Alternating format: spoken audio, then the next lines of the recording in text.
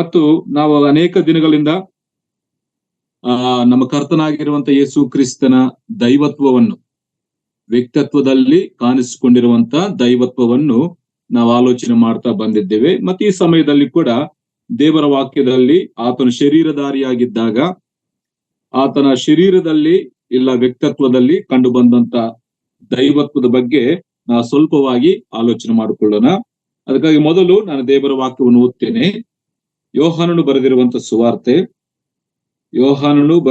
ಸುವಾರ್ತೆ 8ನೇ ಅಧ್ಯಾಯ 1ನೇ ವಚನದಿಂದ 11ನೇ ವಚನದವರೆಗೂ ನಾವು ಓದಬೇಕು. ಆದ್ರೆ ಎಲ್ಲಾ ವಚನಗಳನ್ನು ಓದಲಿಕ್ಕೆ ನಮ್ಮ ಮುಂದೆ ಸಮಯವಿಲ್ಲ. ಒಂದು 2-3 ವಚನಗಳು ಮಾತ್ರ ನಾನು ಓದ್ತೇನೆ. 8ನೇ ಅಧ್ಯಾಯ 1ನೇ ವಚನ, 53ನೇ ವಚನದಿಂದ ನಾನು ಓದ್ತಾ ಇದ್ದೇನೆ. ಎಲ್ಲರೂ ತಮ್ಮ ತಮ್ಮ ಮನೆಗೆ ಹೋದರು. ಯೇಸು ಎಣ್ಣೆ ಮರಗಳ ಗುಡ್ಡಕ್ಕೆ ಹೋದನು. ಬೆಳಗ್ಗೆ ಆತನು ತಿರುಗಿ ದೇವಾಲಯಕ್ಕೆ ಬಂದಾಗ ಜನರೆಲ್ಲರೂ ಆತನ ಬಳಿಗೆ ಬಂದರು.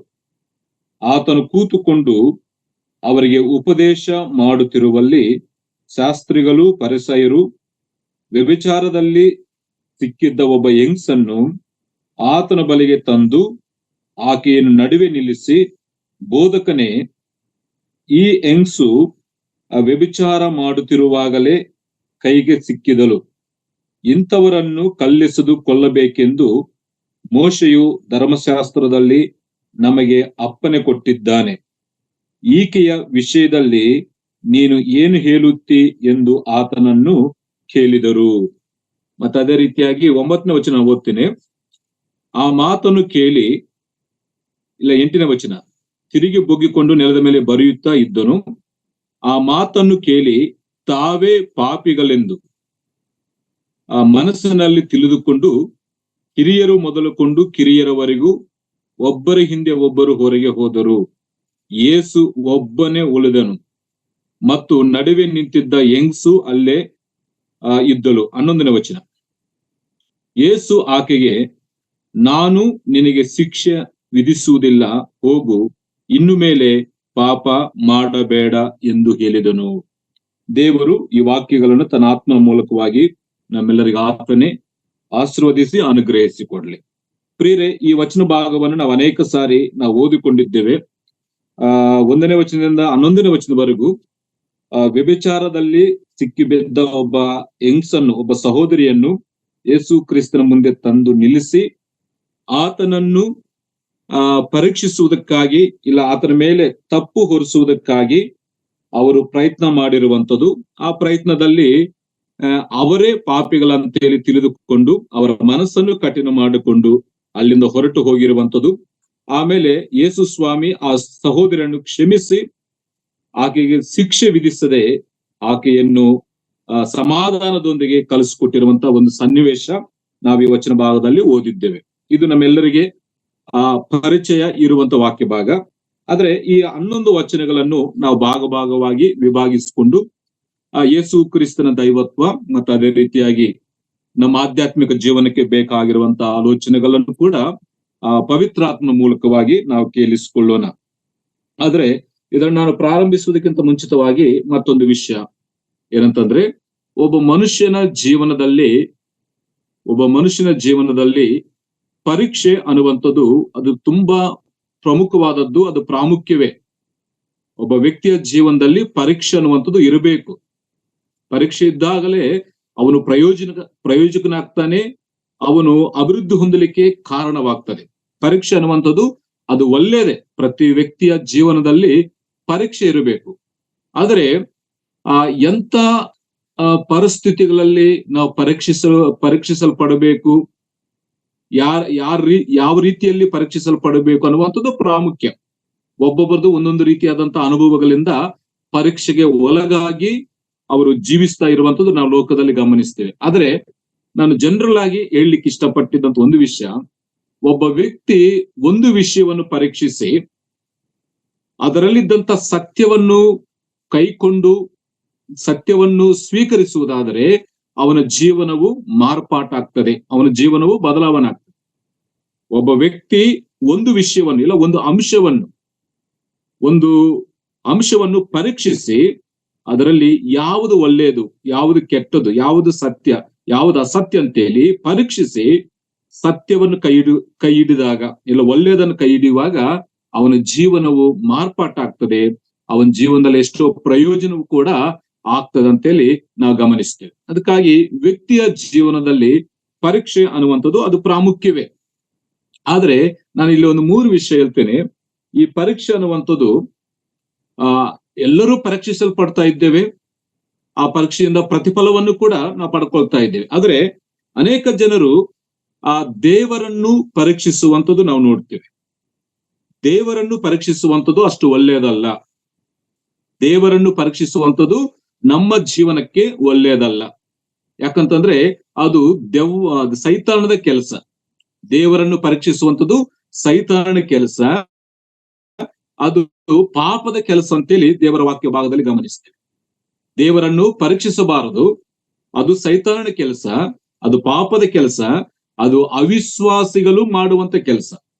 ಅದಕ್ಕಾಗಿ ನಮ್ಮ ಜೀವನದಲ್ಲಿ ಎಂದಿಗೂ ಕೂಡ ನಾವು ದೇವರನ್ನು ಪರೀಕ್ಷಿಸಬಾರದು. ಇಸ್ರಾಯೇಲ್ ಜೀವನದಲ್ಲಿ ನಾವು ಓದ್ತೇವೆ, ಅರಣ್ಯದಲ್ಲಿ ಅವರು ಸಂಚರಿಸುವಾಗ ಅನೇಕ ಸಾರಿ ದೇವರನ್ನು ಪರೀಕ್ಷಿಸಿ ದೇವರ ಕೋಪಕ್ಕೆ ಅವರು ಗುರಿಯಾಗಿ ಅರಣ್ಯದಲ್ಲಿ ಸತ್ತು ಹೋಗಿರುವಂತ ಸನ್ನಿವೇಶಗಳು ನಾವು ಅನೇಕ ವಾಕ್ಯ ಭಾಗದಲ್ಲಿ ಗಮನಿಸ್ತೇವೆ. ಇಬ್ರಿ ಪತ್ರಿಕೆ 3ನೇ ಅಧ್ಯಾಯ 8-9 ವಚನ ಓದಬೇಕಾದ್ರೆ ಅವರು ಅರಣ್ಯದಲ್ಲಿ ದೇವರನ್ನು ಪರೀಕ್ಷಿಸಿ ದೇವರಿಗೆ ಕೋಪವನ್ನು ಎಬ್ಬಿಸಿ ಅವರ ಹೃದಯಗಳನ್ನು ಕಠಿಣ ಮಾಡಿಕೊಂಡರು ಅಂತೇಳಿ ವಾಕ್ಯದಲ್ಲಿ ಗಮನಿಸ್ತೇವೆ. ಅದಕ್ಕಾಗಿ ಪರೀಕ್ಷೆ ಒಳ್ಳೆಯದೇ, ಆದರೆ ದೇವರನ್ನು ಪರೀಕ್ಷಿಸುವುದು ಒಳ್ಳೆಯದಲ್ಲ. ದೇವರ ಮೇಲೆ ನಾವು ಸಂಪೂರ್ಣವಾಗಿ ಭರವಸೆ ಇಡಬೇಕು, ನಂಬಿಕೆ ಇಡಬೇಕು, ಆಗ್ಲೇ ಪ್ರಯೋಜನ. ಪರೀಕ್ಷಿಸಬಾರದು. ಪರೀಕ್ಷಿಸುವಂತವರು ಅವಿಶ್ವಾಸಿಗಳು, ಅವರು ಮಾಡುವಂತ ಅದು ಪಾಪದ ಕೆಲಸ, ಅದು ಸೈತಾನನ ಕೆಲಸ. ನಾವು ಸುವಾರ್ತೆಗಳಲ್ಲಿ ಕೂಡ ಗಮನಿಸ್ತೀವಲ್ಲ, ಮತ್ತೊಂದು ಬರೋ ಸುವಾರ್ತೆಯಲ್ಲಿ ಯೇಸು ಸ್ವಾಮಿಯನ್ನು ಸೈತಾನನು ಪರೀಕ್ಷಿಸ್ತಾನೆ. ಅದು ಒಳ್ಳೆ ಕೆಲಸ ಅಲ್ಲ, ಅದು ಸೈತಾನ ಮಾಡುವಂತ ಕೆಲಸ. ಅದಕ್ಕಾಗಿ ನಮ್ಮ ಜೀವನದಲ್ಲಿ ಎಂತ ಪರಿಸ್ಥಿತಿಗಳು ಎದುರಾದ್ರೂ ಕೂಡ ನಾವು ದೇವರನ್ನು ಪರೀಕ್ಷಿಸಬಾರದು ಅಂತೇಳಿ ನಾವು ಗಮನಿಸುವ ಮೊದಲ ವಿಷಯ. ಎರಡನೇದಾಗಿ, ಇತರರನ್ನು ಪರೀಕ್ಷಿಸುವಂಥದ್ದು ಕೂಡ ಒಳ್ಳೆ ಕೆಲಸ ಅಲ್ಲ. ದೇವರನ್ನು ಪರೀಕ್ಷಿಸುವುದು ಒಳ್ಳೆಯದಲ್ಲ, ಅದು ಸೈತಾನನ ಕೆಲಸ, ಅದು ಅವಿಶ್ವಾಸಗಳು ಮಾಡುವಂತ ಕೆಲಸ, ಅದು ಪಾಪಿಗಳು ಮಾಡುವಂತ ಕೆಲಸ. ಎರಡನೇ ವಿಷಯ, ಇತರರನ್ನು ಪರೀಕ್ಷಿಸುವುದು ಕೂಡ ಒಳ್ಳೆಯದಲ್ಲ. ಯಾಕಂತಂದ್ರೆ ಒಬ್ಬ ಸಹೋದರರನ್ನು ನಾವು ಪರೀಕ್ಷಿಸ್ತಾ ಇದೀವಿ ಅಂದ್ರೆ ಅರ್ಥ ಏನು? ಅವನ ಮೇಲೆ ನನಗೆ ನಂಬಿಕೆ ಇಲ್ಲ, ಅನುಮಾನ ಇದ್ದದ್ದರಿಂದ ನಾನು ಪರೀಕ್ಷಿಸ್ತೇನೆ. ಅದಕ್ಕಾಗಿ ಅದು ಕೂಡ ನಮ್ಮ ಜೀವನದಲ್ಲಿ ಅಷ್ಟು ಒಳ್ಳೆಯದಲ್ಲ. ಇತರರನ್ನು ಪರೀಕ್ಷಿಸುವಂಥದ್ದು ಅದು ಅನುಮಾನವನ್ನು ಹುಟ್ಟಿಸುವಂತ ಕೆಲಸ. ಅದಕ್ಕಾಗಿ ಅದು ಕೂಡ ಒಳ್ಳೆಯದಲ್ಲ. ಆದ್ರೆ ಯಾವುದು ಒಳ್ಳೆಯದು? ನನ್ನನ್ನು ನಾನು ಪರೀಕ್ಷಿಸಿಕೊಳ್ಳುವಂಥದ್ದು, ತಮ್ಮನ್ನು ತಾವು ಪರೀಕ್ಷಿಸಿಕೊಳ್ಳುವಂಥದ್ದು ಅದು ಎಷ್ಟೋ ಒಳ್ಳೆಯದು. ನಮ್ಮನ್ನು ನಾವು ಪರೀಕ್ಷಿಸಿಕೊಳ್ಳುವಾಗ ಅದು ತುಂಬಾ ಪ್ರಯೋಜನಕರವಾಗ್ತದೆ, ಅದು ಎಷ್ಟೋ ನಮಗೆ ಆಶೀರ್ವಾದಕರವಾಗಿರ್ತದೆ. ಆ ರೀತಿಯಾಗಿ ಪರೀಕ್ಷಿಸಿಕೊಂಡಂತವರು ನಂಬಿಕೆ ವಿಷಯದಲ್ಲಾಗಿರ್ಬೋದು, ಜೀವನದ ವಿಷಯದಲ್ಲಾಗಿರ್ಬೋದು, ಪರೀಕ್ಷಿಸಿಕೊಂಡು ಉತ್ತಮವಾದಂತ ಪ್ರತಿಫಲವನ್ನು ಪಡ್ಕೊಂಡಂತ ಭಕ್ತರನ್ನು ನಾವು ಪರಿಶುದ್ಧ ಗ್ರಂಥದಲ್ಲಿ ನಾವು ಗಮನಿಸ್ತೇವೆ. ಅದಕ್ಕಾಗಿ ಪ್ರಿಯರೇ, ನಾವು ದೇವರನ್ನು ಪರೀಕ್ಷಿಸಬಾರದು ಮತ್ತು ಇತರರನ್ನು ಪರೀಕ್ಷಿಸಬಾರದು. ನಮ್ಮನ್ನು ನಾವು ಪರೀಕ್ಷಿಸಿಕೊಂಡು ಒಂದು ವೇಳೆ ನಮ್ಮ ಅವಿಧೇಯತೆ ಕಂಡು ಬಂದಾಗ ನಮ್ಮ ಮನಸ್ಸುಗಳನ್ನು ಕಠಿಣ ಮಾಡಿಕೊಳ್ಳದೆ ನಾವು ಸರಿಪಡಿಸಿಕೊಂಡ್ರೆ ದೇವರ ಮಹಿಮೆಗೆ, ಇಲ್ಲ ದೇವರ ಕೃಪೆಗೆ ನಾವು ಪಾತ್ರರಾಗ್ತೇವೆ ಅಂತೇಳಿ ಪ್ರಾರಂಭದಲ್ಲಿ ಈ ಮಾತನ್ನ ನಾನು ಹೇಳಲಿಕ್ಕೆ ಇಷ್ಟಪಡ್ತೇನೆ. ಸರಿ, ಈಗ ನಾನು ವಾಕ್ಯ ಭಾಗಕ್ಕೆ ಬರ್ತೇನೆ. ಈ ವಾಕ್ಯ ಭಾಗದಲ್ಲಿ ಕೂಡ ಈ ಪರೀಕ್ಷೆಗೆ ಸಂಬಂಧಪಟ್ಟಂತ ವಿಷಯಗಳನ್ನೇ ನಾವು ಇಲ್ಲಿ ಗಮನಿಸಲಿಕ್ಕೆ ಹೋಗ್ತೇವೆ. ಅದನ್ನ ನಾನು ಮುಂದೆ ಹೇಳ್ತೇನೆ. ಆದ್ರೆ ಕರ್ತನಾಗಿರುವಂತ ಯೇಸು ಕ್ರಿಸ್ತನು ಶರೀರಧಾರಿಯಾಗಿ ಈ ಭೂಲೋಕದಲ್ಲಿ ಜೀವಿಸಿರುವಂತಹ ಆ ಕಾಲದಲ್ಲಿ ಆತನನ್ನು ಅನೇಕ ಜನರು ಹಿಂಬಾಲಿಸಿದರು. ಯೇಸು ಕ್ರಿಸ್ತನನ್ನು ಹಿಂಬಾಲಿಸಿದಂತ ಜನರು ಅನೇಕ ಜನರು ಅನೇಕ ರೀತಿಗಳಿಂದ, ಅನೇಕ ಉದ್ದೇಶಗಳಿಂದ ಆತನನ್ನು ಹಿಂಬಾಲಿಸಿರುವಂತದ್ದು ನಾವು ದೇವರ ವಾಕ್ಯ ಭಾಗದಲ್ಲಿ ಸುವಾರ್ತೆಗಳಲ್ಲಿ ನಾವು ಗಮನಿಸ್ತೇವೆ. ಕಳೆದ ಸಾರಿ ಕೂಡ ನಾನು ಹೇಳಿದ್ದೆ, ಯೇಸು ಕ್ರಿಸ್ತನನ್ನು ಹಿಂಬಾಲಿಸಿದಂತ ಜನರ ಒಂದು ಮನಸ್ಥಿತಿ ಯಾವ ರೀತಿಯಾಗಿ ಉಂಟು ಅಂತೇಳಿ 6ನೇ ಅಧ್ಯಾಯದಲ್ಲಿ ನಾವು ಗಮನಿಸಿದ್ದೇವೆ. ಮೊದಲು ಅವರು ಭೌತಿಕವಾದಂತ ವಿಷಯಗಳಿಗಾಗಿ, ಈತನ ಸಂಗಡ ಹೋದರೆ ನಮಗೇನಾದ್ರೂ ಸಿಗ್ತದೆ, ನಮಗೇನಾದ್ರೂ ಬರುತ್ತದೆ, ಆಹಾರ ಸಿಗ್ತದೆ, ಸ್ವಸ್ಥತೆ ಸಿಗ್ತದೆ, ಆರೋಗ್ಯ ಸಿಗ್ತದೆ ಅಂತೇಳಿ ಈ ಭೌತಿಕ ಸಂಬಂಧವಾದಂತಹ ಈ ಭೂ ಸಂಬಂಧವಾದ ವಿಷಯಗಳಿಗಾಗಿ ಕೆಲವು ಜನರು ಯೇಸು ಸ್ವಾಮಿಯನ್ನು ಹಿಂಬಾಲಿಸಿರುವಂತದ್ದು ನಾವು ವಾಕ್ಯದಲ್ಲಿ ಗಮನಿಸ್ತೇವೆ, ಇವತ್ತು ಲೋಕದಲ್ಲಿ ಕೂಡ ಗಮನಿಸ್ತಾ ಇದ್ದೇವೆ.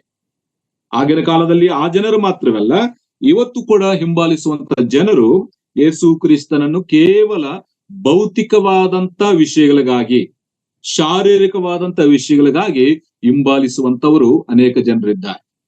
ಅದು ಒಂದು ಗುಂಪು. ಆಮೇಲೆ ಎರಡನೇ ಒಂದು ಗುಂಪು ಯಾವ ರೀತಿಯಾಗಿ, ಯಾವ ಉದ್ದೇಶಕ್ಕಾಗಿ ಹಿಂಬಾಲಿಸ್ತಾರೆ ಅಂದ್ರೆ, ಕೆಲವರು ಅವಿಶ್ವಾಸದೊಂದಿಗೆ ಆತನನ್ನು ಹಿಂಬಾಲಿಸ್ತಾರೆ ಹೊರತು ಆದರೆ ಸರಿಯಾದಂತ ಒಂದು ನಂಬಿಕೆ, ಪರಿಪೂರ್ಣವಾದ ನಂಬಿಕೆ ಅವರಲ್ಲಿ ಇರುವುದಿಲ್ಲ. ನಾವು ಶಿಷ್ಯರ ಬಗ್ಗೆ ಓದ್ತೇವೆ, ಯೇಸು ಕ್ರಿಸ್ತನ ಮರಣವನ್ನು ಜಯಿಸಿ ಪುನರುತ್ಥಾನವಾಗಿ ಎದ್ದು ಬಂದಂತ ಆ ದಿನದವರೆಗೂ ಕೂಡ, ಪವಿತ್ರಾತ್ಮ ಬರುವವರೆಗೂ ಕೂಡ ಶಿಷ್ಯರಲ್ಲಿ ಒಂದು ಅವಿಶ್ವಾಸ, ಅಪನಂಬಿಕೆ ಉಂಟಾಗಿರುವಂತದ್ದು ನಾವು ವಾಕ್ಯದಲ್ಲಿ ಗಮನಿಸ್ತೇವೆ. ಅದಕ್ಕಾಗಿ ಕೆಲವರು ಅವಿಶ್ವಾಸದಿಂದ ಹಿಂಬಾಲಿಸುವಂತ ಜನರು ಯೇಸು ಕ್ರಿಸ್ತ ನಂಬಿದ್ದು ಅಂತ ಹೇಳ್ತಾರೆ, ಅದು ಶ್ರಮೆ ಬಂದಾಗ ಆತನ ಮೇಲೆ ಆತುಕೊಂಡಿರುವುದಿಲ್ಲ, ಆತನ ಮೇಲೆ ಸಂಪೂರ್ಣವಂತ ನಂಬಿಕೆ ಇಡುವುದಿಲ್ಲ. ಅವಿಶ್ವಾಸದಿಂದ ಹಿಂಬಾಲಿಸುವಂತ ಜನರು ಆಗಿನ ಕಾಲದಲ್ಲಿ ಅಲ್ಲ, ಇವತ್ತಿನ ಕಾಲದಲ್ಲಿ ಕೂಡ ಇರುವಂತದ್ದು ನಾವು ಗಮನಿಸ್ತೇವೆ. ಆಮೇಲೆ ಮೂರನೇ ಒಂದು ಗುಂಪು ಯಾವ ರೀತಿಯಾಗಿ ಹಿಂಬಾಲಿಸ್ತಾರೆ ಅಂದ್ರೆ, ಈತನೇ ಮೆಸ್ಸಯ್ಯನು, ಇಷ್ಟು ಕಾಲ ನಾವು ಎದುರು ನೋಡುತ್ತಿರುವಂತ ಮೆಸ್ಸಯ್ಯನು ಈತನೇ ರಕ್ಷಕನು ಅಂತೇಳಿ ಯೇಸು ಕ್ರಿಸ್ತನ ಹಿಂಬಾಲಿಸುವಂತ ಜನರು ಕೂಡ ಇದ್ದಾರೆ. ಆ ಗುಂಪನ್ನು 4 ಭಾಗವಾಗಿ ನಾನು ವಿಭಾಗಿಸ್ತಾ ಇದ್ದೇನೆ. ಯೇಸು ಕ್ರಿಸ್ತನೇ ಮೆಸ್ಸಯ್ಯನು, ಶರೀರಧಾರಿಯಾಗಿ ಬಂದಂತ ಈ ಯೇಸೆ ನಾವು ಎದುರು ನೋಡ್ತಿರುವಂತ ಮೆಸ್ಸಯ್ಯನ್ ಅಂತೇಳಿ ನಂಬಿಕೆದಿಂದ ಹಿಂಬಾಲಿಸುವಂತ ಜನರು ಕೂಡ ಅದರಲ್ಲಿದ್ದಾರೆ, ಆ ಗುಂಪಿನಲ್ಲಿ. ಆಮೇಲೆ 4ನೇ ಒಂದು ಗುಂಪು ಯಾರಂತಂದ್ರೆ, ಆತನಲ್ಲಿ ಏನಾದರೂ ತಪ್ಪುಗಳನ್ನು ಕಂಡುಹಿಡಿಯಬೇಕು, ಆತನ ಮೇಲೆ ಯಾವುದೋ ಒಂದು ನಿಂದಾರೋಪಣೆ ಮಾಡಬೇಕು, ತಪ್ಪುಗಳು ಹಾಕಬೇಕು, ಆತನ ದೋಷಿ ಅಂತೇಳಿ ನಿರೂಪಿಸಬೇಕಂತೇಳಿ, ತೋರ್ಪಡಿಸಬೇಕಂತೇಳಿ ತಪ್ಪುಗಳನ್ನು ಹುಡುಕುವುದಕ್ಕಾಗಿ ಹಿಂಬಾಲಿಸುವಂತವರು ಕೂಡ ಇದ್ದಾರೆ. ಯೇಸು ಕ್ರಿಸ್ತನನ್ನು ಅನೇಕ ಜನರು ಹಿಂಬಾಲಿಸ್ತಾ ಇದ್ರು. ಆ ಅನೇಕ ಜನರನ್ನು ನಾವು 4 ಭಾಗವಾಗಿ ವಿಭಾಗಿಸಿಕೊಂಡಿದ್ದೇವೆ. ಮೊದಲನೇ ಭಾಗ ಭೌತಿಕ ಸಂಬಂಧವಾದಂತ, ಶಾರೀರಿಕ ಸಂಬಂಧವಾದಂತ ವಿಷಯಗಳಿಗಾಗಿ ಯೇಸು ಕ್ರಿಸ್ತನನ್ನು ಹಿಂಬಾಲಿಸುವಂತ ಜನರು. ಎರಡನೇ ಭಾಗ ಅವಿಶ್ವಾಸದೊಂದಿಗೆ ಕರ್ತನನ್ನು ಹಿಂಬಾಲಿಸಿದಂತ ಜನರು. ಮೂರನೇ ಭಾಗ ಈತನೇ ಮೆಸ್ಸಯ್ಯನು, ಈತನೇ ರಕ್ಷಕನು, ನಾವ್ ಎದುರು ನೋಡ್ತೇವೆ ಮೆಸ್ಸಯ್ಯ ಈತನಂತೇಳಿ ಪರಿಪೂರ್ಣ ನಂಬಿಕೆಯಿಂದ ಹಿಂಬಾಲಿಸ್ತಾ ಇದ್ದಾರೆ. ಮತ್ತು 4ನೇ ಗುಂಪು ಆತನಲ್ಲಿ ತಪ್ಪುಗಳನ್ನು ಹುಡುಕುವುದಕ್ಕಾಗಿ, ಇಲ್ಲಾಂದ್ರೆ ಆತನನ್ನು ಪರೀಕ್ಷಿಸಿ ಆತನಲ್ಲಿ ತಪ್ಪುಗಳನ್ನು ಕಂಡಿಡುವುದಕ್ಕಾಗಿ ಹಿಂಬಾಲಿಸಿದಂತ ಜನರು ನಾವು ಸುವಾರ್ತೆಗಳಲ್ಲಿ ಗಮನಿಸ್ತೇವೆ, ಆವತ್ತಲ್ಲ ಇವತ್ತು ಕೂಡ. ಅದ್ರ ಪ್ರಶ್ನೆ ಏನಂತಂದ್ರೆ, ಈ 4 ರೀತಿಯಾದಂತ ಗುಂಪುಗಳಲ್ಲಿ ನಾವು ಯಾವ ಗುಂಪಿನಲ್ಲಿದ್ದೇವೆ ಅನ್ನುವಂಥದ್ದು ಪ್ರಾಮುಖ್ಯವಾದ ವಿಷಯ. ಭೌತಿಕ ಸಂಬಂಧವಾದಂತ ವಿಷಯಗಳಿಗಾಗಿ ನಾವು ಹಿಂಬಾಲಿಸ್ತಾ ಇದ್ದೇವಾ? ಕೇವಲ ಈ ಶರೀರಕ್ಕಾಗಿ, ಈ ಲೋಕ ಸಂಬಂಧವಾದಂತ ಈ ವಿಷಯಗಳಿಗಾಗಿ ನಾವು ಹಿಂಬಾಲಿಸ್ತಾ ಇದ್ದೇವಾ? ಅದು ಒಳ್ಳೆಯದಲ್ಲ. 2, ಅವಿಶ್ವಾಸದೊಂದಿಗೆ ನಾವು ಹಿಂಬಾಲಿಸ್ತಾ ಇದ್ದೇವಾ? ಇದು ಕೂಡ ನಾವು ಗಮನಿಸಬೇಕು. ನಮ್ಮ ನಂಬಿಕೆ ಎಷ್ಟಿದೆ? ಯಾವಾಗ ಗೊತ್ತಾಗ್ತದೆ? ಶ್ರಮೆ, ಸಂಕಟ, ಹಿಂಸೆ, ಸಮಸ್ಯೆಗಳು ಬರುವಾಗಲೇ ನಮ್ಮ ನಂಬಿಕೆ ಗೊತ್ತಾಗ್ತದೆ. ಅದಕ್ಕಾಗಿ ಅವಿಶ್ವಾಸದಿಂದ ಹಿಂಬಾಲಿಸ್ತಾ ಇದ್ದೇವಾ? ಇಲ್ಲ, ಈತನೇ ರಕ್ಷಕನು, ಈತನೇ ಒಡೆಯನು, ಈತನೇ ನನ್ನ ದೇವರು, ನನಗೋಸ್ಕರ ಪ್ರಾಣ ಕೊಟ್ಟು ರಕ್ತ ಸುರಿಸಿ ನನ್ನನ್ನು ವಿಮೋಚಿಸಿದಂತ ವಿಮೋಚಕನ ಈತನೇ ಅಂತೇಳಿ ಪರಿಪೂರ್ಣವಂತ ನಂಬಿಕೆದೊಂದಿಗೆ ಹಿಂಬಾಲಿಸ್ತಾ ಇದ್ದೇವಾ? ಇಲ್ಲ, ಆತನಲ್ಲಿ ತಪ್ಪುಗಳನ್ನು ಹುಡುಕುವುದಕ್ಕಾಗಿ, ಆತನ ಮೇಲೆ ನಿಂದೆ ಹಾಕುವುದಕ್ಕಾಗಿ, ಆತನ ಪರೀಕ್ಷಿಸುವುದಕ್ಕಾಗಿ ಹಿಂಬಾಲಿಸ್ತಾ ಇದ್ದೇವಾ? ಈ 4 ಗುಂಪುಗಳಲ್ಲಿ ಯಾವುದೋ ಒಂದು ಗುಂಪಿನಲ್ಲಿ ನಾವಿರ್ತೇವೆ. ಅದಕ್ಕಾಗಿ ನಮ್ಮನ್ನು ನಾವು ಪರೀಕ್ಷಿಸಿಕೊಂಡ್ರೆ ಒಳ್ಳೆಯದು. ನಾನು ಪ್ರಾರಂಭದಲ್ಲಿ ಹೇಳಿದೆ, ದೇವರನ್ನು ಪರೀಕ್ಷಿಸಬೇಕಂತ ಅವಶ್ಯಕತೆ ಇಲ್ಲ, ಅದು ಸೈತಾನನ ಕೆಲಸ, ಅದು ಪಾಪದ ಕೆಲಸ. ಇತರರನ್ನು ಪರೀಕ್ಷಿಸಬೇಕಂತ ಅವಶ್ಯಕತೆ ಇಲ್ಲ, ಅವ್ರು ಹೇಗಿದ್ದಾರೆ, ಇವ್ರು ಹೇಗಿದ್ದಾರೆ, ಅದು ಕೂಡ ಅನುಮಾನವನ್ನು ಹುಟ್ಟಿಸುವಂತ ಕೆಲಸ, ಅದು ಕೂಡ ಒಳ್ಳೆಯದಲ್ಲ.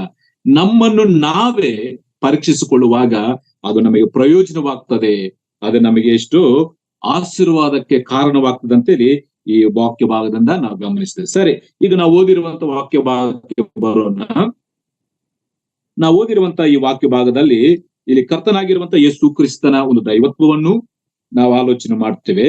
ಮತ್ತೆ ಅದೇ ರೀತಿಯಾಗಿ ಅಲ್ಲಿದ್ದಂತ ಆತ್ಮಿಕವಾದಂತ ಸತ್ಯಗಳನ್ನು ಕೂಡ ನಾವು ಆಲೋಚನೆ ಮಾಡ್ಲಿಕ್ಕೆ ಹೋಗ್ತೇವೆ. ಆದ್ರೆ ನಮಗೆ ಸರಳವಾದ ರೀತಿಯಲ್ಲಿ ಅರ್ಥವಾಗ್ಲಿಕ್ಕೆ ಇಲ್ಲಿದ್ದಂತ ಜನರನ್ನು, ಇಲ್ಲಿದ್ದಂತ ಸನ್ನಿವೇಶವನ್ನು ನಾನು 3 ಭಾಗವಾಗಿ ವಿಭಾಗಿಸಿಕೊಂಡಿದ್ದೇನೆ.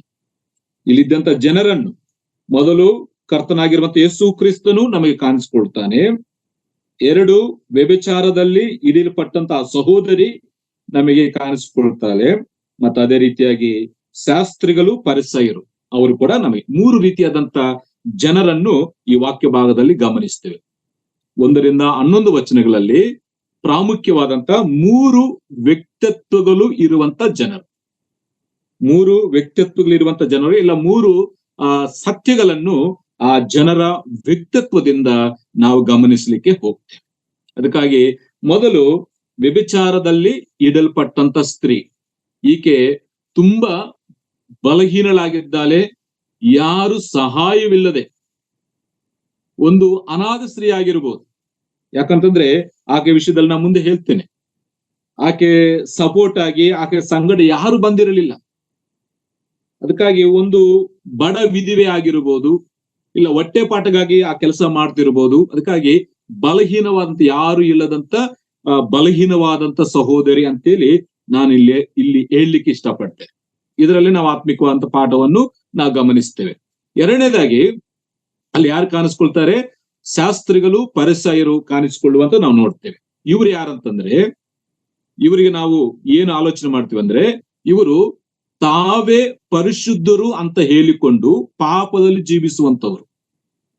ಅರ್ಥ ಆಯ್ತಾ? ಈ ಶಾಸ್ತ್ರಿಗಳಿಗೆ, ಪರಿಸಯರಿಗೆ ಇಲ್ಲಿ ದೇವರ ವಾಕ್ಯ ಕೊಟ್ಟಂತ ಒಂದು ಹೆಸರು ಏನಂತಂದ್ರೆ, ತಾವೇ ಪರಿಶುದ್ಧರು, ನಾವೇ ನೀತಿವಂತರು ಅಂತ ಹೇಳಿಕೊಂಡು ಪಾಪದಲ್ಲಿ ಜೀವಿಸುವಂತವರನ್ನು ಈ ವಚನ ಭಾಗದಲ್ಲಿ ನಾ ಗಮನಿಸ್ತೇವೆ. ಇದು 2ನೇ ಒಂದು ರಕ. ಆಮೇಲೆ 3ನೇ ವಿಷಯ ನಮ್ಮೆಲ್ಲ ಗೊತ್ತಿರುವಂತದ್ದು, ನಮ್ಮ ಕರ್ತನಾಗಿರುವಂತ ಯೇಸು ಕ್ರಿಸ್ತ. ಆತನ ಯಾರು? ಪಾಪಿಗಳನ್ನು ಪರಿಶುದ್ಧರನ್ನಾಗಿ ಮಾಡುವಂತ ದೇವರು. ಇಲ್ಲಾಂದ್ರೆ ಪಾಪವಿಲ್ಲದಂತ ಪರಿಶುದ್ಧನು, ಪಾಪಿಗಳನ್ನು ಪರಿಶುದ್ಧನಾಗಿ ಮಾಡುವಂತ ಪರಿಶುದ್ಧನು. ಈ 3 ವಿಷಯಗಳನ್ನು ಈ ವಚನ ಭಾಗದಲ್ಲಿ ನಾವು ಗಮನಿಸ್ತೀವಿ. ನಾನು ಮತ್ತೊಂದು ಸಾರಿ ಹೇಳ್ತೇನೆ, ಬರ್ಕೊಳ್ಳುವವರಿದ್ರೆ ಮತ್ತೊಂದು ಸಾರಿ ಬರ್ಕೋಬಹುದು.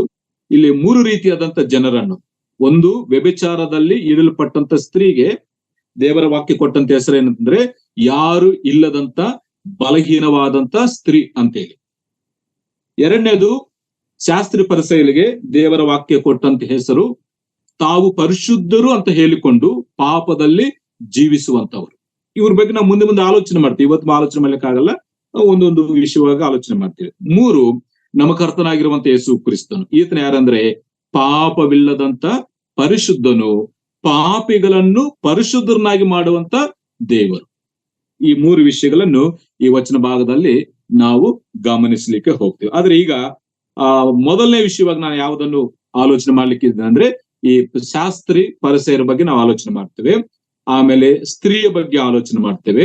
ಆಮೇಲೆ 3ನೇದಾಗಿ ಕರ್ತನಾಗಿರುವಂತ ಯೇಸು ಕ್ರಿಸ್ತನ ದೈವತ್ವ, ಆತನ ಒಂದು ಪರಿಶುದ್ಧತೆ, ಆತನಿಗಿರುವಂತ ಶಕ್ತಿ, ಆತನ ಸಾಮರ್ಥ್ಯವನ್ನು ನಾವು 3ನೇ ಭಾಗದಲ್ಲಿ ನಾವು ಆಲೋಚನೆ ಮಾಡ್ಲಿಕ್ಕೆ ಹೋಗ್ತೇವೆ. ಒಂದೇ ದಿನದಲ್ಲಿ ಆಗಲ್ಲ, ನಾವು ಭಾಗವಾಗಿ ಕರ್ತನು ಅವಕಾಶ ಕೊಟ್ಟದ ಮೇರೆಗೆ ಸ್ವಲ್ಪ ಸ್ವಲ್ಪವಾಗಿ ನಾವು ವಾಕ್ಯಗಳನ್ನು ಕೇಳಿಸಿಕೊಳ್ಳುತ್ತಾ ನಾವು ಹೋಗೋಣ. ಈಗ ಮೊದಲನೇ ವಿಷಯವಾಗಿ ಶಾಸ್ತ್ರಿ ಪರಿಸಯಗಳ ವಿಷಯದಲ್ಲಿ ನಾವು ಆಲೋಚನೆ ಮಾಡೋಣ.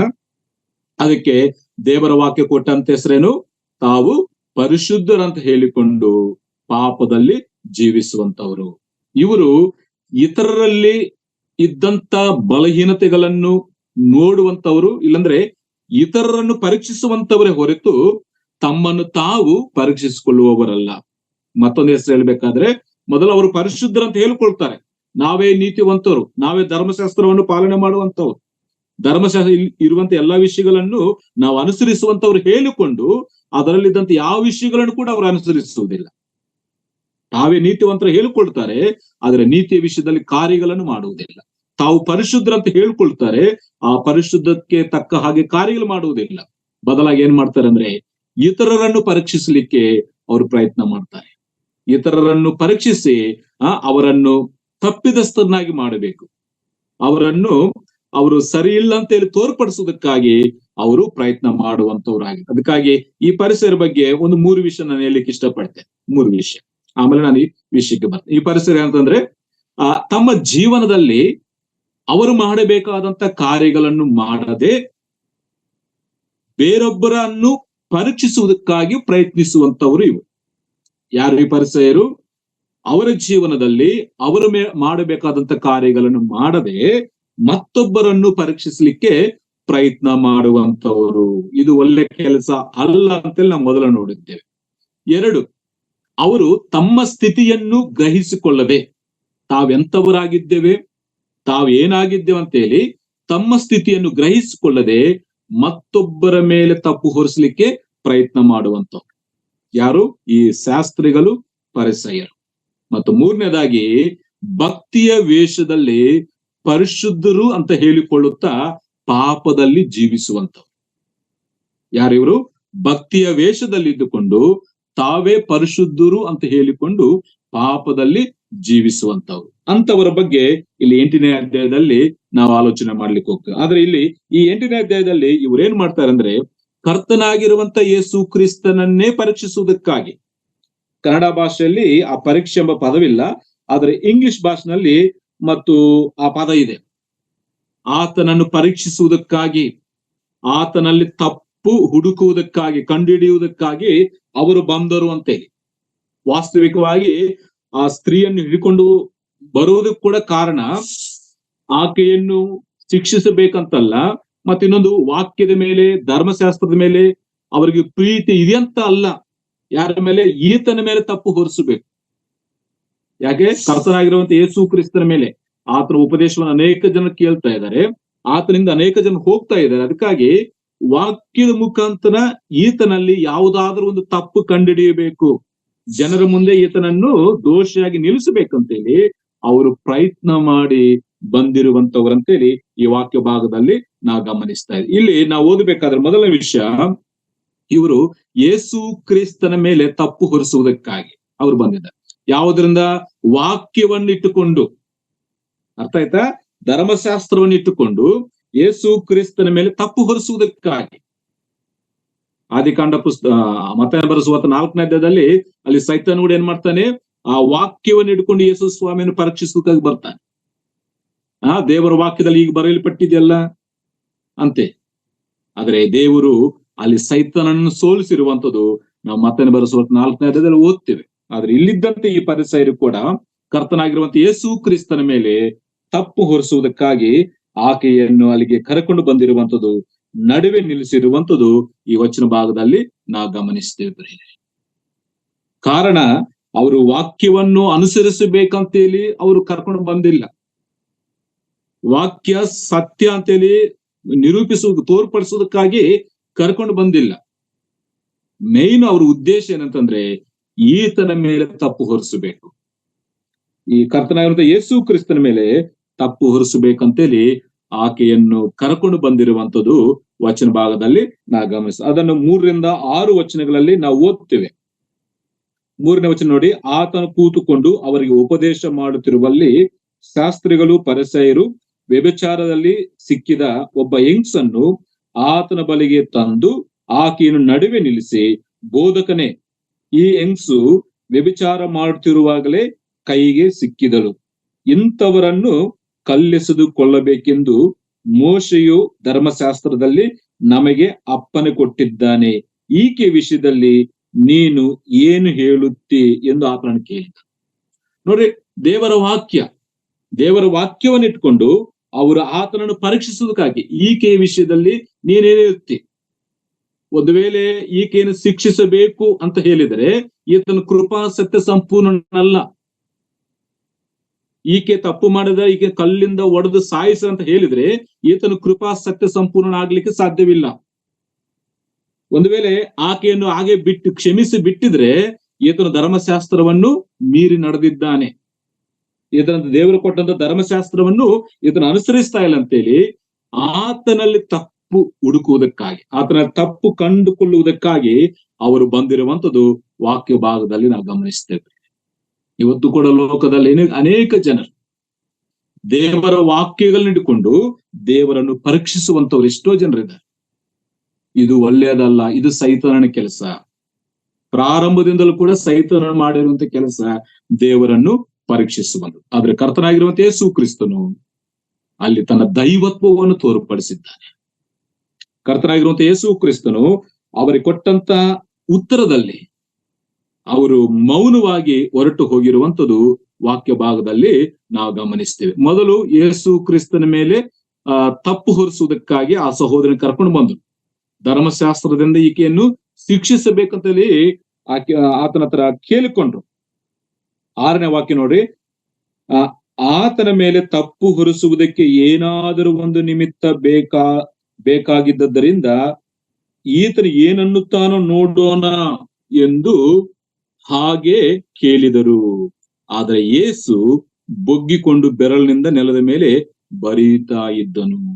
ಅವ್ರು ಕೇಳ್ತಾ ಇದ್ದಾರೆ, ಯೇಸು ಸ್ವಾಮಿ ಮೊದಲು ಉತ್ತರ ಕೊಡ್ಲಿಲ್ಲ. ಆದ್ರೆ ಅವರು ಬಿಡದೆ ಆ ವಚನ ಭಾಗದಲ್ಲಿ ಓದ್ತೇವ, ಅದನ್ನು ಪದೇ ಪದೇ ಕೇಳುವುದರಿಂದ ಯೇಸು ಸ್ವಾಮಿ ಹೇಳಿರುವಂತ ಮಾತೇನು 8ನೇ ವಚನದಲ್ಲಿ, ಆತನನ್ನು ಶೋಧಿಸುತ್ತಾ ಬಿಡದೆ ಕೇಳುತ್ತಾ ಇದ್ದದ್ದರಿಂದ ನೋಡಿ, ಅವರು ಆತನನ್ನು ಬಿಡದೆ 7ನೇ ವಚನ, ಅವರು ಆತನನ್ನು ಬಿಡದೆ ಕೇಳುತ್ತಿರುವಾಗ ಆತನು ನೆಟ್ಟಗೆ ಕೂತುಕೊಂಡು ಅವರಿಗೆ, ನಿಮ್ಮಲ್ಲಿ ಪಾಪವಿಲ್ಲದವನು ಯಾರೋ ಅವನೇ ಮೊದಲು ಆಕೆಯ ಮೇಲೆ ಕಲ್ಲನ್ನು ಹಾಕಲಿ ಎಂದು ಹೇಳಿ ತಿರುಗಿ ಬೊಗ್ಗಿಕೊಂಡು ನೆಲದ ಮೇಲೆ ಬರೀತಾ ಇದ್ದನು. ಯೇಸು ಸ್ವಾಮಿ ಕೊಟ್ಟಂತ ಉತ್ತರ ನೋಡ್ರಿ, ಅವರು ಯೇಸು ಕ್ರಿಸ್ತನನ್ನು ಪರೀಕ್ಷಿಸುವುದಕ್ಕಾಗಿ ಬಂದಿದ್ದಾರೆ. ಯೇಸು ಕ್ರಿಸ್ತನ ಮೇಲೆ ನಿಂದೆ ಹೊರಿಸುವುದಕ್ಕಾಗಿ ಬಂದಿದ್ದಾರೆ. ಆದರೆ ಯೇಸು ಕ್ರಿಸ್ತನಲ್ಲಿರುವಂತ ಮಾತು, ನಿಮ್ಮಲ್ಲಿ ಪಾಪವಿಲ್ಲದವನು ಮೊದಲು ಆಕೆಯ ಮೇಲೆ ಕಲ್ಲು ಹಾಕಿರಿ. ಆದರೆ ಪ್ರಿಯರೇ, ಇಲ್ಲಿ ಕರ್ತನು ಕೊಟ್ಟಂತ ಒಂದು ಉತ್ತರದಲ್ಲಿ ನಾವು ನೋಡ್ತೀವಿ ಏನಂತಂದ್ರೆ, ದೇವರು ಅವರಿಗೆ ಮತ್ತೊಂದು ಅವಕಾಶವನ್ನು ಕೊಟ್ಟಿದ್ದ. ನಾವು ಮುಂದೆ ವಚನ ಭಾಗದಲ್ಲಿ ಗಮನಿಸ್ತೇವೆ, ಅವರ ಮಾತನ್ನು ಕೇಳಿ ತಾವೇ ಪಾಪಿಗಳೆಂದು ಮನಸ್ಸಿನಲ್ಲಿ ತಿಳುಕೊಂಡು, ಯೇಸು ಕ್ರಿಸ್ತನು ಹೇಳಿರುವಂತ ಮಾತಿನಲ್ಲಿ ಅವರಿಗೆ ಅರ್ಥವಾಯ್ತೇನು, ನಾವೇ ಪಾಪಿಗಳು. ಹಿರಿಯರ ಮೊದಲುಗೊಂಡು ಕಿರಿಯರವರೆಗೂ ಎಲ್ಲರೂ ಹೊರಟು ಹೋಗ್ತಾರೆ. ದೇವರು ಅವರ ಪಾಪಗಳನ್ನು ಒಪ್ಪಿಕೊಳ್ಳುವುದಕ್ಕಾಗಿ ಮತ್ತೊಂದು ಅವಕಾಶ ಕೊಟ್ಟಿದ್ದಾನೆ. ಇಲ್ಲಿ ಯೇಸು ಸ್ವಾಮಿ ವ್ಯಭಿಚಾರದಲ್ಲಿ ಸಿಕ್ಕಿ ಬಿದ್ದಿದ್ದ ಆ ಸ್ತ್ರೀಗಿಂತ ಮೊದಲು ಇವರಿಗೆ ಅವಕಾಶ ಕೊಡ್ತಾನೆ. ಯಾರಿಗೆ? ಈ ಫರಿಸಾಯರಿಗೆ. ಯಾಕೆ? ಇವರು ಪರಿಶುದ್ಧರಂತೇಳಿ ಪಾಪದಲ್ಲಿ ಜೀವಿಸುವಂತವ್ರು, ನೀತಿವಂತರ ಹೇಳಿಕೊಂಡು ಅನೀತಿಯಲ್ಲಿ ಜೀವಿಸುವಂತವ್ರು. ಅದಕ್ಕಾಗಿ ಬಂದಂತ ಜನರಿಗೆ ಮೊದಲು ಯೇಸು ಸ್ವಾಮಿ ಅವರಿಗೆ ಅವಕಾಶ ಕೊಟ್ಟಿದ್ದ. ಅವರ ಮನಸ್ಸಾಕ್ಷಿ ಮಾತಾಡುವ ಹಾಗೆ, ಅವರ ಮನಸ್ಸಿನಲ್ಲಿ ಗದರಿಸಲ್ಪಡುವ ಹಾಗೆ ದೇವರು ಅವರಿಗೆ ಅವಕಾಶ ಕೊಡ್ತಾರೆ. ಆದ್ರೆ ಪ್ರಿಯರೇ, ದೇವರು ಕೊಟ್ಟಂತ ಅವಕಾಶವನ್ನು ಅವರು ಉಪಯೋಗಿಸಿಕೊಂಡಿಲ್ಲ. ಅವರು ದೇವರು ಕೊಟ್ಟಂತ ಅವಕಾಶವನ್ನು ಉಪಯೋಗಿಸಿಕೊಳ್ಳದೆ ಅಲ್ಲಿಂದ ಎಲ್ಲರೂ ಹೊರಟು ಹೋಗ್ತಾರೆ. ದೇವರನ್ನು ಪರೀಕ್ಷಿಸುವುದಕ್ಕಾಗಿ ಬಂದಿದ್ರು, ಆದರೆ ದೇವರು ರಕ್ಷಣೆ ಹೊಂದುವುದಕ್ಕಾಗಿ, ಅವರ ಪಾಪಗಳನ್ನು ಪರಿಹರಿಸುವುದಕ್ಕಾಗಿ ದೇವರೊಂದು ಅವಕಾಶವನ್ನು ಆ ಪರಿಸರಿಗೆ ಕೊಟ್ಟಿದ್ದಾನೆ. ಆದರೆ ಅವರು ಅದನ್ನು ಗ್ರಹಿಸಿಕೊಳ್ಳದೆ, ತಮ್ಮ ಪಾಪಿಗಳಂತ ಗ್ರಹಿಸಿಕೊಂಡ್ರು, ಆದ್ರೆ ಆತನ ಮುಂದೆ ಒಪ್ಪಿಕೊಳ್ಳಿಕ್ಕೆ ಮನಸ್ಸಿಲ್ಲದೆ ಅವರ ಮನಸ್ಸುಗಳನ್ನು ಕಠಿಣ ಮಾಡಿಕೊಂಡು ಒಬ್ಬರ ಹಿಂದೆ ಒಬ್ಬರು ಎಲ್ಲರೂ ಕೂಡ ಹೊರಟು ಹೋಗಿರುವಂತದ್ದು ವಾಕ್ಯ ಭಾಗದಲ್ಲಿ ನಾ ಗಮನಿಸ್ತೇನೆ. ಅದಕ್ಕಾಗಿ ಇಲ್ಲಿ ನಾವು ಹೇಳಲಿಕ್ಕೆ ಇಷ್ಟಪಟ್ಟಿದ್ದು, ಒಂದು, ದೇವರನ್ನು ಪರೀಕ್ಷಿಸಬಾರದು, ಅದು ಸೈತಾನ ಕೆಲಸ. ಎರಡನೇ ವಿಷಯ, ಪರಿಶುದ್ಧರನ್ನು ನಾವು ಪರೀಕ್ಷಿಸಿದರೆ ನಮ್ಮ ಪಾಪಗಳೇ ಹೊರಗೆ ಬರ್ತವೆ. ನೀತಿವಂತರನ್ನು ಪರೀಕ್ಷಿಸಿದ್ರೆ ನಮ್ಮ ಅನೀತಿ ಹೊರಗೆ ಬರ್ತದೆ. ಅದೇ ನಡೆದಿದೆ ಇಲ್ಲಿ ಕರ್ತನಾಗಿರುವಂತ ಯೇಸು ಕ್ರಿಸ್ತನನ್ನು ಪರೀಕ್ಷಿಸುವುದಕ್ಕಾಗಿ ಅವರು ಬಂದಿದ್ದಾರೆ. ಆದ್ರೆ ಯೇಸು ಕ್ರಿಸ್ತನು ಹೇಳಿರುವಂತ ಮಾತಿನಲ್ಲಿ ಅವರ ಪಾಪಗಳೇ ಹೊರಗೆ ಬಂದಿರುವಂತದ್ದು, ತಾವು ಪಾಪಿಗಳಂತೇಳಿ ಗ್ರಹಿಸಿಕೊಂಡಿರುವಂತದ್ದು ವಚನ ಭಾಗದಲ್ಲಿ ಗಮನಿಸ್ತದೆ. ಅದಕ್ಕಾಗಿ ಎಂದಿಗೂ ಕೂಡ ದೇವರನ್ನು ಪರೀಕ್ಷಿಸಬಾರದು. ಪರೀಕ್ಷಿಸಿದ್ರೆ ಅದು ನಮ್ಮ ಬಲಹೀನತೆಗಳನ್ನು ಎತ್ತಿ ತೋರಿಸ್ತದೆ. ಒಂದು ವೇಳೆ ಆ ಬಲಹೀನತೆ ಎತ್ತಿ ತೋರಿಸಿದಾಗ ನಮ್ಮ ಹೃದಯಗಳನ್ನು ಕಠಿಣ ಮಾಡಿಕೊಳ್ಳದೆ, ಅರಣ್ಯದಲ್ಲಿ ಆ ಹಿರಿಯರು ಕಠಿಣ ಮಾಡಿಕೊಂಡು ದೇವರಿಗೆ ಕೋಪವನ್ನು ಎಬ್ಬಿಸಿದ್ರು, ಇಲ್ಲಿದ್ದಂತೆ ಈ ಪರಿಸರಿಗೂ ಕೂಡ ಅನೇಕ ಸಾರಿ ದೇವರ ಅವಕಾಶ ಕೊಟ್ಟಿದ್ದ. ಅದ್ರ ರಕ್ಷಣೆ ಹೊಂದಲಿಕ್ಕೆ ಮನಸ್ಸಿಲ್ಲದೆ ಅವರು ಕೂಡ ಕಠಿಣ ಮಾಡಿಕೊಂಡು ಹೋದ್ರು. ಅದಕ್ಕಾಗಿ ನಾನು ಹೇಳಲಿಕ್ಕೆ ಇಷ್ಟಪಡ್ತೇನೆ, ಪರಿಶುದ್ಧರನ್ನು ಪರೀಕ್ಷಿಸುವಾಗ ನಮ್ಮ ಪಾಪಗಳೇ ಹೊರಗೆ ಬರುತ್ತೆ. ಅದಕ್ಕಾಗಿ ನಾನು ಇಲ್ಲಿ ಒಂದು 2-3 ಎಕ್ಸಾಂಪಲ್ ಹೇಳ್ತೇನೆ.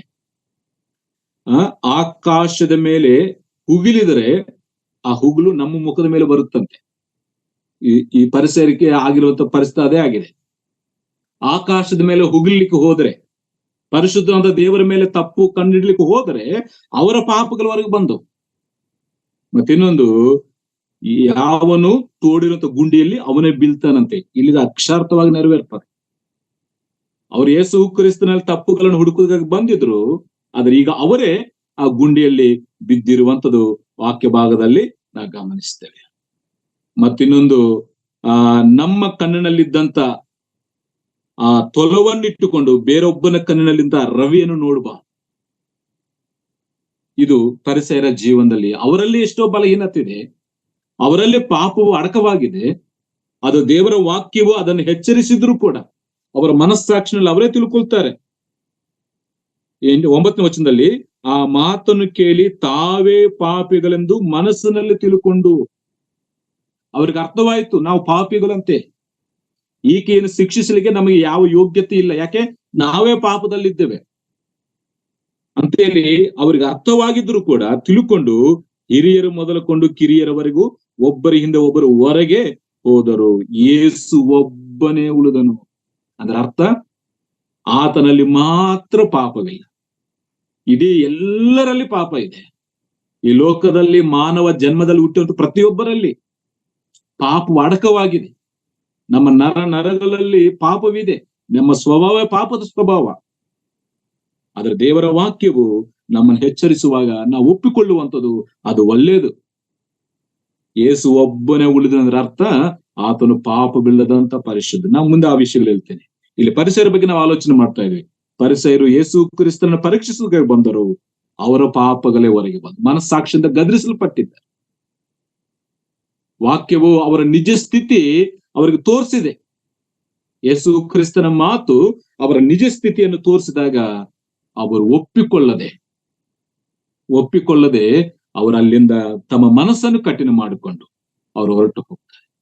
ಕನ್ನಡಿ ಮುಂದೆ ನಾವು ನಿಂತುಕೊಂಡ್ರೆ ನಮ್ಮ ರೂಪವೇ ಅಲ್ಲಿ ಕಾಣಿಸಿಕೊಳ್ಳುತ್ತದೆ. ಯೇಸು ಕ್ರಿಸ್ತನ ಮುಂದೆ ನಾವು ನಿಂತುಕೊಳ್ಳುವಾಗ ನಾವು ಎಂತವರಾಗಿದ್ದೇವೋ ಆ ನಿಜ ಸ್ವರೂಪ, ನಮ್ಮ ಅಂತರಂಗದ ಆ ಸ್ವರೂಪ ಅಲ್ಲಿ ಕಾಣಿಸಿಕೊಳ್ಳುತ್ತದೆ. ಆ ದೈವತ್ವದ ಮುಂದೆ ನಾವು ನಿಲ್ಲುವಾಗ ನಮ್ಮ ಪಾಪದ ಸ್ಥಿತಿ ನಮ್ಗೆ ಅರ್ಥವಾಗ್ತದೆ. ಆದ್ರೆ ಕಠಿಣ ಮಾಡಿಕೊಂಡು ಹೋಗಬಾರದು ಪ್ರಿಯರೇ. ಈ ಪರಿಸರಿ ಶಾಸ್ತ್ರಿಗಳು ಏನ್ ಮಾಡ್ತಾ ಇದಾರೆ, ಅವರು ಕಠಿಣ ಮಾಡಿಕೊಂಡು ಹೋದರು, ಯೇಸು ಒಬ್ಬನೇ ಉಳ್ಕೊಂಡರು. ಅದಕ್ಕಾಗಿ ದೇವರು ಅನೇಕ ಸರಿ ಇವತ್ತು ನಾವು ರಕ್ಷಿಸಲ್ಪಟ್ಟಿದ್ದೇವೆ, ದೇವರಿಗೆ ಸ್ತೋತ್ರ. ಆದ್ರೆ ಇನ್ನು ರಕ್ಷಣೆ ಹೊಂದದೇ ಇರುವಂತವ್ರು, ಇನ್ನು ಪಾಪದಲ್ಲಿರುವಂತವ್ರು, ನಾವು ಕೂಡ ರಕ್ಷಿಸಲ್ಪಟ್ಟಿದ್ದೇವೆ ಅಂತ ಹೇಳಿಕೊಂಡು ರಕ್ಷಣೆ ಇಲ್ಲದೆ ಜೀವಿಸುವಂತವ್ರು ಎಷ್ಟೋ ಜನರಿದ್ದಾರೆ. ನಾನು ಬೆಳಗಿನ ಜಾವದಲ್ಲಿ ನಮ್ಮ ಕುಟುಂಬ ಪ್ರಾರ್ಥನೆಯಲ್ಲಿ ಆ ರಕ್ಷಣೆ ನಿಶ್ಚಯತೆ ನಮಗಿರಬೇಕು. ಹೌದು, ನಾನು ರಕ್ಷಿಸಲ್ಪಟ್ಟಿದ್ದೇನೆ, ಯಥಾರ್ಥವಾಗಿ ನನ್ನ ಪಾಪಗಳು ಯೇಸು ಸ್ವಾಮಿ ಕ್ಷಮಿಸಿದ್ದಾನೆ ಅನ್ನುವಂಥ ಭರವಸೆ, ಖಚಿತ ನಮ್ಮಲ್ಲಿ ಇರಬೇಕು. ಇವತ್ತು ಅನೇಕ ಜನರಲ್ಲಿ ಆ ಪಾಪಗಳ ವಿಷಯದಲ್ಲಿ ಖಚಿತಪಡಿಸಿಕೊಳ್ಳುವಂಥದ್ದು ಇಲ್ಲ. ಕೆಲವರು ಹುಟ್ಟು ಕ್ರೈಸ್ತರಾಗಿದ್ದಾರೆ, ಕೆಲವರು ನಾಮಧೇಯ ಕ್ರೈಸ್ತರಾಗಿದ್ದಾರೆ. ಯಥಾರ್ಥವಾದಂತ ರಕ್ಷಣೆ ಅನೇಕರಲ್ಲಿ ಬಹಳಷ್ಟು ಕಡಿಮೆ. ಆದರೆ ದೇವರ ವಾಕ್ಯ ಹೇಳ್ತಾ ಇದೆ, ಯೇಸು ಒಬ್ಬನೇ ಪರಿಶುದ್ಧನು, ನಾವೆಲ್ಲರೂ ಪಾಪಿಗಳೇ ಆಗಿದ್ದೇವೆ. ಆದ್ರೆ ಆ ದೇವರ ವಾಕ್ಯವು ನಮಗೆ ಎತ್ತು ತೋರಿಸಿದಾಗ, ಆ ವಾಕ್ಯದ ಮುಂದೆ ನಮ್ಮ ನಿಜ ಸ್ಥಿತಿ ಕಾಣಿಸಿಕೊಂಡಾಗ ನಾವು ಒಪ್ಪಿಕೊಳ್ಳಬೇಕು. ಇಲ್ಲಿ ಪರಿಸರು ಒಪ್ಪಿಕೊಳ್ಳದೆ ಅವರಿಗೆ ಕಠಿಣ ಮಾಡಿಕೊಂಡು ಹೋದ್ರು. ಪ್ರಿಯರೇ, ನಮ್ಮ ಮನಸ್ಸನ್ನು ಬದಲಾಯಿಸಿಕೊಂಡಿದ್ದೇವೆ, ಇನ್ನೂ ಬಲಹೀನತೆಗಳಿದ್ದರೆ ದೇವರ ಮುಂದೆ ನಾವು ಒಪ್ಪಿಕೊಳ್ಳಬೇಕು. ದೇವರೇ, ನನ್ನ ಬಲಹೀನನು, ನಿನ್ನ ವಾಕ್ಯವು ನನಗೆ ತಿಳಿಪಡಿಸ್ತಾ ಇದೆ, ನನ್ನನ್ನು ಕ್ರಮಪಡಿಸು ಅಂತೇಳಿ ನಾವು ಒಪ್ಪಿಕೊಳ್ಳುವಾಗ ನಮಗೆ ಕ್ಷೇಮವು, ನಮಗೆ ಆರೋಗ್ಯವು, ಆಶೀರ್ವಾದವು ಕೂಡ ಸಿಗ್ತದೆ. ಅದಕ್ಕಾಗಿ ದೇವರು ಕೊಟ್ಟಂತ ಅವಕಾಶವನ್ನು ನಾವು ಉಪಯೋಗಿಸಿಕೊಳ್ಳಬೇಕು. ಇಲ್ಲಿ ಪರಿಸಯರಿಗೆ, ಆ ಸ್ತ್ರೀಗಿಂತ ಮೊದಲು ಪರಿಸಯರಿಗೆ ದೇವರ ಅವಕಾಶ ಕೊಟ್ಟಿದ್ದಾನೆ. ನಿಮ್ಮ ಮನಸ್ಸನ್ನು ಬದಲಾಯಿಸಿಕೊಳ್ಳ್ರಿ. ನೀವು ಪಾಪದಲ್ಲಿ ಜೀವಿಸ್ತಾ ಇದ್ದೀರಿ, ನೀವು ಕುರುಡರಾಗಿದ್ದೀರಿ, ನೀವು ನೀತಿವಂತರ ಹೇಳಿಕೊಂಡು ಅನೀತಿಯಲ್ಲಿ ಜೀವಿಸ್ತಾ ಇದ್ರೆ ನೀವು ಬದಲಾವಣೆ ಆಗರಿ ಅಂತೇಳಿ ದೇವರು ಅವ್ರಿಗೆ ಅವಕಾಶವನ್ನು ಕೊಟ್ಟಿದ್ರು ಕೂಡ, ಅವರ ಮನಸ್ಸಾಕ್ಷಿ ಅವರನ್ನು ಗದರಿಸಿದ್ರು ಕೂಡ ಅವರು ಕಠಿಣ ಮಾಡಿಕೊಂಡು ಅಲ್ಲಿಂದ ಹೊರಟು ಹೋಗಿದ್ದಾರೆ. ಪ್ರಿಯರೇ, ನಮಗೆ ಎಷ್ಟೋ ಸಾರಿ ದೇವರ ಅವಕಾಶ ಕೊಟ್ಟಿದ್ದಾರೆ. ದೇವರು ಕೊಟ್ಟಂತ ಅವಕಾಶಗಳನ್ನು ನಾವು ಕಳೆದುಕೊಳ್ಳಬಾರದು. ಆ ಅವಕಾಶಗಳನ್ನು ನಾವು ಉಪಯೋಗಿಸಿಕೊಂಡು ನಾವು ನಮ್ಮ ಮನಸ್ಸನ್ನು ಬದಲಾಯಿಸಿಕೊಂಡು ಪರಿಶುದ್ಧರಾಗಿ ನಾವು ಜೀವಿಸ್ಲಿಕ್ಕೆ ಮನಸ್ಸು ಮಾಡುವಾಗ ದೇವರು ತನ್ನ ಅದ್ಭುತವಾದ ಕೃಪೆ ವಾತ್ಸಲ್ಯವನ್ನು ನಮ್ಮ ಮೇಲೆ ತೋರ್ಪಡಿಸ್ತಾನೆ. ಅನೇಕ ವಿಷಯಗಳಿದಾವೆ, ನಾನು ಹೇಳಲಿಕ್ಕೆ ಹೋಗ್ತಾ ಇಲ್ಲ. ದೇವರು ಕೊಟ್ಟಂತ ಅವಕಾಶ, ಲೂಕನ ಬರೆದ ಸುವಾರ್ತೆ 19ನೇ ಅಧ್ಯಾಯ 41ನೇ ವಚನದಿಂದ 44ನೇ ವಚನದವರೆಗೂ ನಾವು ಓದಬೇಕಾದ್ರೆ ಯೆರೂಸಲೇಮಿಗೆ ಅನೇಕ ಸಾರಿ ಅವಕಾಶ ಕೊಟ್ಟಿದ್ದ. ಯೆರೂಸಲೇಮು ರಕ್ಷಿಸಲ್ಪಡುವುದಕ್ಕಾಗಿ, ಯೆರೂಸಲೇಮಿದ್ದಂತ ಜನರು ರಕ್ಷಣೆ ಹೊಂದುವುದಕ್ಕಾಗಿ ಅನೇಕ ಸಾರಿ ದೇವರ ಅವಕಾಶವನ್ನು ಕೊಟ್ಟಿದ್ರು ಕೂಡ ಆ ಯೆರೂಸಲೇಮಿನಲ್ಲಿದ್ದಂತ ಜನರು ದೇವರ ಕೊಟ್ಟಂತ ಅವಕಾಶವನ್ನು ಉಪಯೋಗಿಸಿಕೊಳ್ಳದೆ ಆ ಕೋಪಕ್ಕೆ ಗುರಿಯಾಗಿದ್ದಾರೆ. ಕ್ರಿಸ್ತು ಶಕ 70ರಲ್ಲಿ ಭಯಂಕರವಂತ ಹಿಂಸೆಗೆ ಅವರು ಕಾರಣರಾಗಿದ್ದಾರೆ. ಪ್ರಿಯರೇ, ದೇವರು ಕೊಟ್ಟಂತ ಅವಕಾಶವನ್ನು ಅವರು ಉಪಯೋಗಿಸಿಕೊಂಡಿಲ್ಲ. 2ನೇ ದಿನವೃತ್ತಾಂತ ಪುಸ್ತಕ 36:15ರಿಂದ 16 ವಚನ ಓದಬೇಕಾದ್ರೆ ಅಲ್ಲಿ ಕೂಡ ತನ್ನ ಜನರಿಗೆ, ಇಸ್ರಾಯೇಲರಿಗೆ ಅನೇಕ ಪ್ರವಾದಿಗಳನ್ನು ಆತನು ಕಲಿಸ್ಕೊಟ್ಟಿದ್ದಾನೆ. ಬಾಬೆಲ್ ಶಿಕ್ಷೆ ಬರಲಿಕ್ಕಿದೆ, ನನ್ನ ಕಡೆಗೆ ತಿರುಗಿಕೊಳ್ಳರಂತೆಲ್ಲ ಅನೇಕ ಅವಕಾಶಗಳು ಕೊಟ್ಟಿದ್ದಾನೆ. ಆದ್ರೆ ಅವರು ಉಪಯೋಗಿಸಿಕೊಳ್ಳದೆ ಅವರು ಬಾಬೆಲ್ ಶಿಕ್ಷೆಯನ್ನು ಅನುಭವಿಸ್ಲಿಕ್ಕೆ ಹೊರಟು ಹೋದ್ರು. ಅದಕ್ಕಾಗಿ ದೇವರು ನಮ್ಗೆ ಅವಕಾಶ ಕೊಟ್ಟಾಗ, ದೇವರ ವಾಕ್ಯವು ನಮ್ಮನ್ನು ಎಚ್ಚರಿಸುವಾಗ ನಮ್ಮ ಮನಸ್ಸುಗಳನ್ನು ಕಠಿಣ ಮಾಡಿಕೊಳ್ಳದೆ, ಈ ಪರಿಸರ ಹಾಗೆ ಕಠಿಣ ಮಾಡಿಕೊಂಡು ಹೊರಟು ಹೋಗದೆ ನಾವು ದೇವರಿಗೆ ಒಪ್ಪಿಸಿಕೊಂಡು ನಾವು ಮುಂದೆ ಹೋಗುವಾಗ ದೇವರ ಕೃಪೆಗೆ ನಾವು ಪಾತ್ರರಾಗ್ತೇವೆ. ಜ್ಞಾನೋಕ್ತಿ ಪುಸ್ತಕ 29ನೇ ಅಧ್ಯಾಯ 1ನೇ ವಚನದಲ್ಲಿ ಒಂದು ಮಾತಿದೆ, ಎಷ್ಟು ಸಾರಿ ಗದರಿಸಿದರೂ ಒಳಗಾಗದವನಿಗೆ ಮತ್ತೆ ಆಕಸ್ಮಿಕವಾಗಿ ನಾಶನವು ಬಂದೇ ಬರ್ತದೆ. ಆ ವಾಕ್ಯ ಭಾಗ ಓದ್ತೇವೆ. ಎಷ್ಟು ಸಾರಿ ದೇವರ ಅವಕಾಶವನ್ನು ಕೊಟ್ಟಿದ್ರು, ಎಷ್ಟು ಸಾರಿ ದೇವರ ವಾಕ್ಯದಿಂದ ಎಚ್ಚರಿಕೆ ಕೊಟ್ಟಿದ್ರು ಕೂಡ ಅದಕ್ಕೆ ವಿಧೇಯರಾಗದೆ ಒಳಗಾಗದಿದ್ದಂಥವರಿಗೆ ಆಕಸ್ಮಿಕವಾಗಿ ತಕ್ಷಣವೇ ನಾಶನವು ಬರುತ್ತಂತೇಳಿ ದೇವರ ವಾಕ್ಯ ಭಾಗದಲ್ಲಿ ಗಮನಿಸ್ತೇವೆ. ಅದಕ್ಕಾಗಿ ಪ್ರಿಯರೇ, ಇಲ್ಲಿ ನಾನು ಮೊದಲನೇ ವಿಷಯ ಮುಗಿಸ್ತಾ ಇದ್ದೇನೆ. ಪರಿಸಯರು ಪರಿಶುದ್ಧರಂತೇಳಿ ಬಂದರು, ಆದರೆ ಯೇಸು ಕ್ರಿಸ್ತನ ಮಾತುಗಳಿಂದ ತಾವು ಪಾಪಿಗಳಂತೇಳಿ ಅವರ ಮನಸ್ಸಾಕ್ಷಿ ಗದರಿಸಿದ್ರು ಕೂಡ ಅವರ ಮನಸ್ಸನ್ನು ಕಠಿಣ ಮಾಡಿಕೊಂಡು ಹೊರಟು ಹೋದ್ರು. ದೇವರ ಕೊಟ್ಟಂತ ಅವಕಾಶವನ್ನು ಉಪಯೋಗಿಸಿಕೊಂಡಿಲ್ಲ. ಇವತ್ತು ದೇವರ ಆತ್ಮನ ಮೂಲಕವಾಗಿ ವಾಕ್ಯವನ್ನು ಕೇಳ್ತಿರುವಂತ ನಾವುಗಳು ನಮ್ಮನ್ನು ನಾವು ಪರೀಕ್ಷಿಸಿಕೊಳ್ಳೋಣ. ದೇವರ ವಾಕ್ಯ ನಮ್ಮ ನಿಜ ಸ್ಥಿತಿಯನ್ನು ತೋರಿಸಿದಾಗ ನಾವು ಒಪ್ಪಿಕೊಂಡು ದೇವರ ಮುಂದೆ, ದೇವರ ಕೃಪೆಗೆ ನಾವು ಪಾತ್ರರಾಗೋಣ. ಆ ರೀತಿಯಾಗಿ ಇರ್ಲಿಕ್ಕೆ ದೇವರು ನಮಗೆ ಸಹಾಯ ಮಾಡ್ಲಿ. 2ನೇ ವಿಷಯ, ಆ ಸ್ತ್ರೀ ಬಗ್ಗೆ ನಾವು ಓದ್ತೇವೆ. 3ನೇ ಸಾರಿ ಕರ್ತನಾದ ಯೇಸು ಕ್ರಿಸ್ತನ ಬಗ್ಗೆ ನಾವು ಆಲೋಚನೆ ಮಾಡ್ಲಿಕ್ಕೆ ಹೋಗ್ತೇವೆ. ಅವಕಾಶವನ್ನು ಕೊಟ್ಟಂತ ದೇವರ ಸೇವಕರಿಗೆ ನಾನು ವಂದನೆಗಳನ್ನು ತಿಳಿಸುತ್ತಾ ನನ್ನ ಮಾತು ಮುಗಿಸ್ತಾ ಇದ್ದೇನೆ. ಎಲ್ಲ ಧನ್ಯವಾದ.